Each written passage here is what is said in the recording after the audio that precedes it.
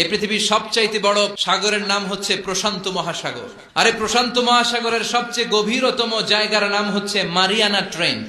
এই মারিয়ানা ট্রেঞ্চের গভীরতা প্রায় 36,000 ফিট অ্যাপ্রক্সিমেটলি। আর এই পৃথিবীর সবচেয়ে বড় যে পাহাড়টা মাউন্ট এভারেস্ট, এটার উচ্চতা প্রায় 29,035 ফিট। তাহলে মাউন্ট এভারেস্টকে আস্ত তুলে ধরে এনে প্রশান্ত মহাসাগরের সবচেয়ে গভীর জায়গা মারিয়ানা ট্রেঞ্চের উপর যদি ছেড়ে দেওয়া হয়, পুরো পাহাড়টা পানির নিচে তলিয়ে যাবে। তার উপরেও আরো পানি থেকে যাবে প্রায় 7,000 ফিট। এই পৃথিবীর দ্বিতীয় গভীরতম মহাসাগরের নাম আটলান্টিক মহাসাগর। এই আটলান্টিক মহাসাগরকে ক্রস করে ইউরোপ থেকে আমেরিকায় যেতে হলে বিমানগুলো আড়াআড়ি ভাবে এই সাগরটাকে পাস করে যেতে হয়। যেই বিমানটা ঘন্টায় 1000 মাইল বেগে ছোটে, ওই বিমানটা দিয়ে আটলান্টিক মহাসাগরের পাশের দিক থেকে এই পাশ থেকে ওই পাশটা ক্রস করতে 4 ঘন্টা লেগে যেত। তার মানে আড়াআড়ি ভাবে আটলান্টিক মহাসাগর প্রায় 4000 মাইল। গোটা পৃথিবীতে স্থল হচ্ছে মাত্র 30 ভাগ, 70 ভাগ হচ্ছে জল।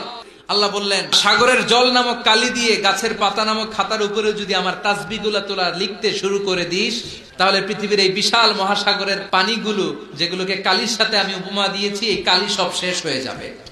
পৃথিবীতে যত গাছের পাতা আছে, যেগুলো যদি তুই খাতা বানালি, খাতাও ফুরিয়ে যাবে। ফুরাবে না, শুধু আমার প্রশংসা। চিৎকার করে বলেন ঠিক কিনা?